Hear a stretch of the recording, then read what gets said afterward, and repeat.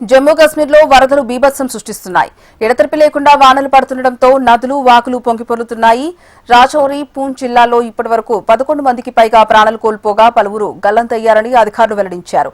భారీ వర్షాలతో లోతట్టు ప్రాంతాలు జలమయమయ్యాయి. నదులు ఉప్పొంగి ప్రవహిస్తుండటంతో జనావాసాల్లోకి నీరు చేరింది. దీంతో పలుచోట్ల నివాస భవనాలు దెబ్బతినగా మరికొన్ని చోట్ల రహదారులు తెగిపోయాయి.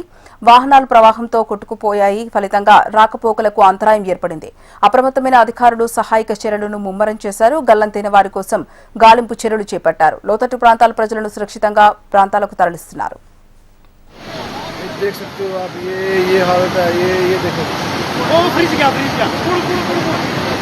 चिल्ली